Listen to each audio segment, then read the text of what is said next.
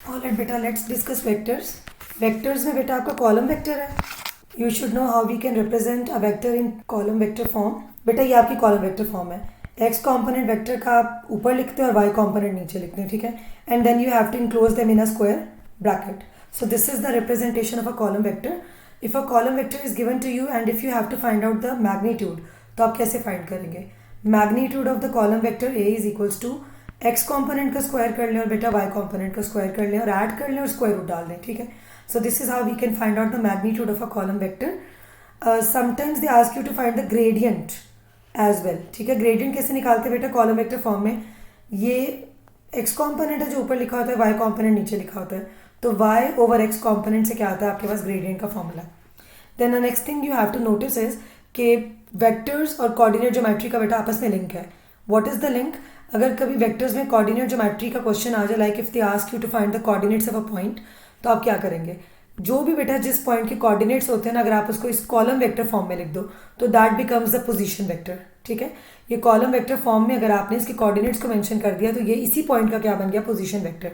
And sometimes they ask you to find a vector in terms of its position vector, तो कैसे find करेंगे? A B is equals to बेटा ending point का position vector लें which is O B, उसमें से minus कर दें किसको? स्टार्टिंग पॉइंट के पोजीशन वेक्टर को which is O A. So this is how you can write down a vector in terms of its position vectors. Position vector of the ending point minus position vector of the starting point. उसके बाद बेटा percentages का concept आ जाता है। Percentages में sometimes they ask you to find increase in value, decrease in value, profit, loss, discount.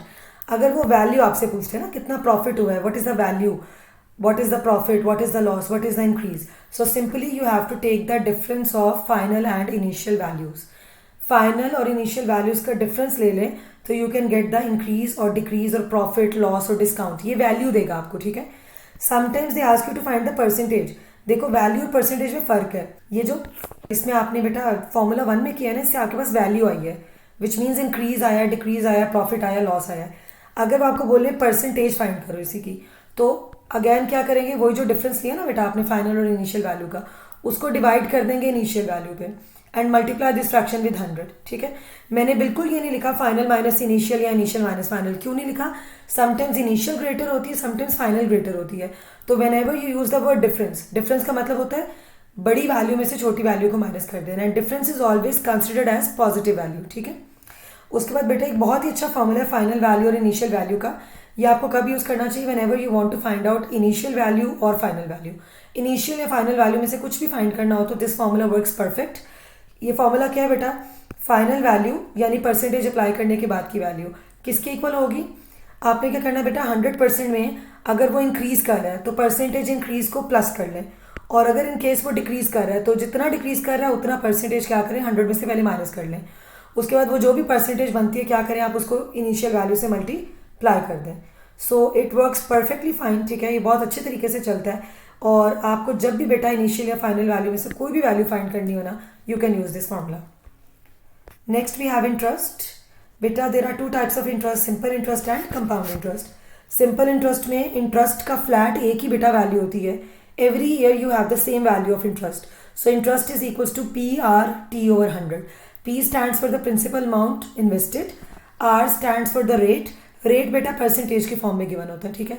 Time आपका generally number of years होता है, but it could be anything, ठीक है। जो रेट होता है ना, अगर आपका टाइम ईयर्स में है तो रेट आपका होगा पर ईयर, ठीक है। सो इंटरेस्ट आ जाएगा amount received after time T.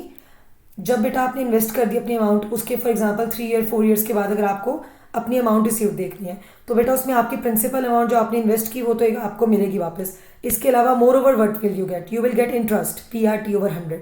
अच्छा, इसी फॉर्मूला को मैंने रीअरेंज करके बेटा ये फॉर्म बनाई है। This form is perfectly fine और बहुत अच्छी फॉर्म है।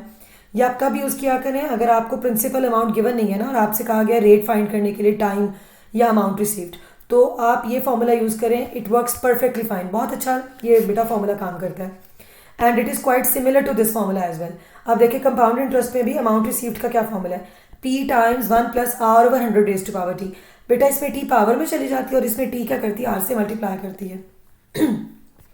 सो ये फॉर्म बहुत ईजी है याद करना, बट ये बिल्कुल इसमें मेस नहीं क्रिएट होता। अगर आपको प्रिंसिपल अमाउंट ना दी हो तो आप कुछ भी फाइंड कर सकते हो by using this form. Compound interest में बेटा आप प्रिंसिपल अमाउंट जब इन्वेस्ट करते हैं तो आपको अमाउंट रिसीव डायरेक्ट मिलता है, ठीक है। कंपाउंड इंटरेस्ट में आपको इंटरेस्ट कभी भी नहीं मिलता, इंटरेस्ट का कोई फॉर्मूला नहीं है, ठीक है। इंटरेस्ट के लिए आपको क्या करना पड़ता है, first you need to find out amount received, then you have to subtract it from the principal amount जो आपने इन्वेस्ट की थी, then you will get the interest, ठीक है। जैसे सिंपल इंटरेस्ट में डायरेक्टली भी इंटरेस्ट का फॉर्मूला है ना बेटा, यहाँ पे डायरेक्ट इंटरेस्ट का फॉर्मूला नहीं है। Then we have similarity. Similarity में बेटा आपका सबसे पहला जो बेसिक फॉर्मूला है वो ये होता है कि जो कॉरिस्पॉन्डिंग लेंस की रेशियो होती है ना बेटा, दैट इज सेम। अगर वो बोलें कि this figure is similar to that figure, दो फिगर सिमिलर हैं तो उनमें हमेशा कॉरिस्पॉन्डिंग लेंस की रेशियो सेम होगी। और कॉरिस्पॉन्डिंग लेंस की रेशियो को सेम करके आप क्या कर सकते हो, you can find out any unknown side. जब भी बेटा सिमिलर फिगर्स में अननोन साइड निकालनी होगी, आप क्या करेंगे, आप रेशियो ऑफ कॉरिस्पॉन्डिंग साइड्स को इक्वल करोगे। One pair will always B complete corresponding sides का। सेकंड पेयर में बेटा one of the value is given to you, second value आपने फाइंड करनी होगी। सो ये बहुत ज़्यादा इस्तेमाल होता है whenever we have to find the side. Second formula we have is area. Area की रेशियो सिमिलर फिगर्स के लिए क्या होती है, उनकी कॉरिस्पॉन्डिंग लेंस की रेशियो का स्क्वायर। वॉल्यूम की रेशियो में क्या करते हैं, क्यूब कर लेते हैं, कॉरिस्पॉन्डिंग लेंस की रेशियो का cube. Sometimes you have to find out any length और एरिया की रेशियो गिवन होती है। तो अगर इसी वाली फॉर्म में मैं दोनों तरफ स्क्वायर रूट अप्लाई कर लूँ तो ये इस फॉर्म में कन्वर्ट हो जाएगा, ठीक है। और समटाइम्स इसी तरह you have been given the ratio of volume, volume की रेशियो दी होती है, लेंथ निकालनी होती है, तो आप इसकी ये वाली फॉर्म कर रहे हैं, ठीक है, by taking cube roots on both sides. So ये इसकी इक्विवेलेंट फॉर्म है, ये इसकी इक्विवेलेंट फॉर्म है। Then there is a third formula, ठीक है, ये भी बड़ा बेटा इंपॉर्टेंट फॉर्मूला है। once there was a question related to volume and area of similar figures, तो this is the formula which directly relates volume and area with each other, ठीक है। वॉल्यूम और एरिया का ये बेटा डायरेक्ट रिलेशनशिप स्टैब्लिश करता है ये फॉर्मूला।